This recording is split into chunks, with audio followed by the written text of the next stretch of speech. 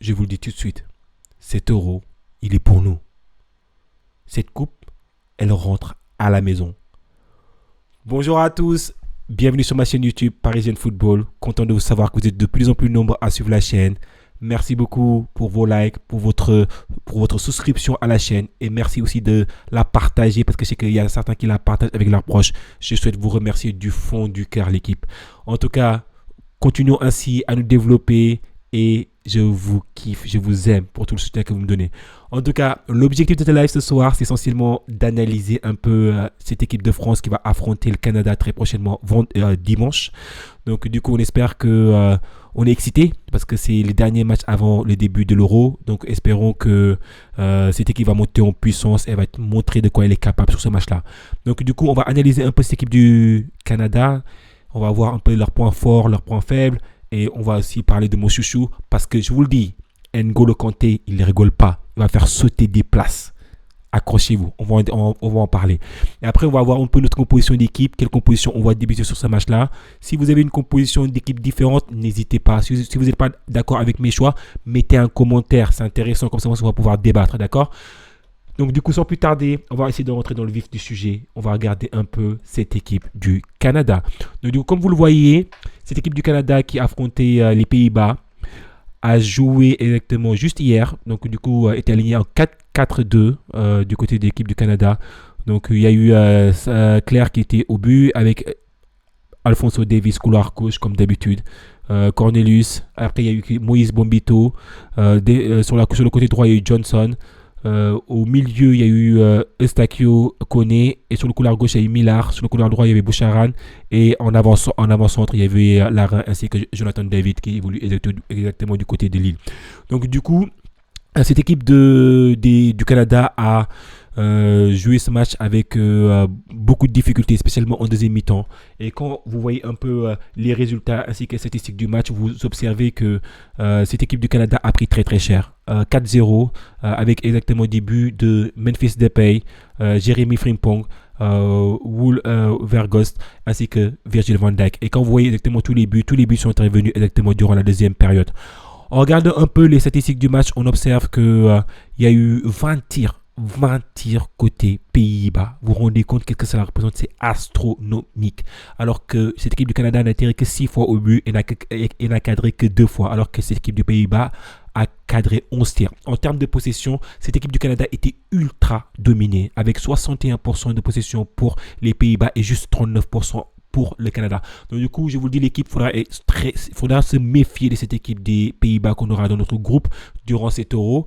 Donc du coup, cette équipe du Canada a été dépassée défensivement. On n'a pas réussi à trouver exactement les éléments défensifs afin de pouvoir faire face à cette équipe des Pays-Bas. Donc du coup, moi, je suis très rassuré au vu de ce match-là et je pense que cette équipe de France ne va faire qu'une seule bouchée de cette équipe du Canada. Si on est sérieux et qu'on joue à notre niveau, je pense que cette équipe est trop forte. Donc du coup, moi, quand je regarde un peu ma composition probable, parce que j'ai fait une composition probable dans laquelle exactement je vous donne exactement mon 11 idéal. Je ne sais pas exactement à cette heure-ci si ce sera un 11 que Didier Deschamps pourra mettre en place pour dimanche.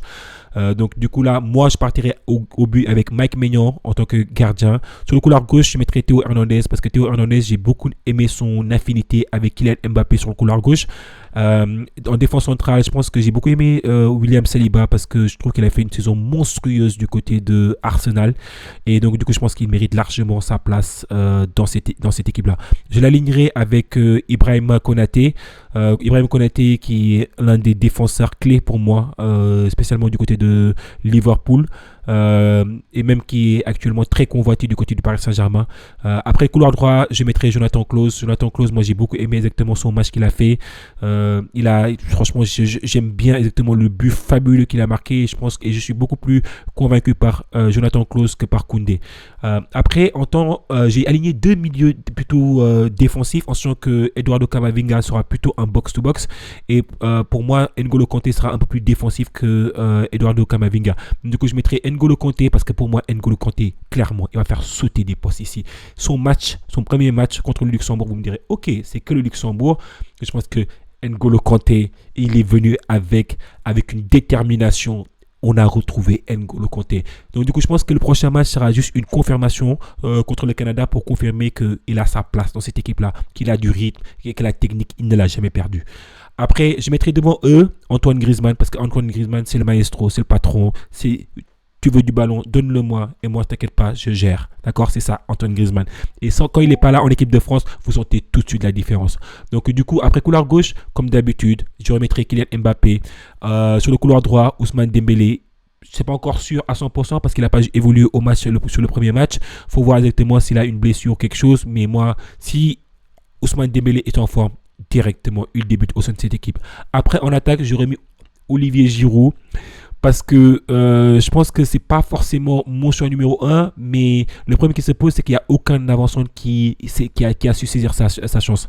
Randal Kolo Muani, pour moi, franchement, au sein de cette équipe-là, malgré qu'il ait fait un bon premier match contre le Luxembourg, mais franchement, Randal Kolo Muani, pour moi, cette saison n'a pas été au niveau. Donc, du coup, et quand vous regardez un peu Thuram, son premier match, pour moi, c'est une déception. Donc, du coup, moi, Thuram, je ne vais pas le titulariser.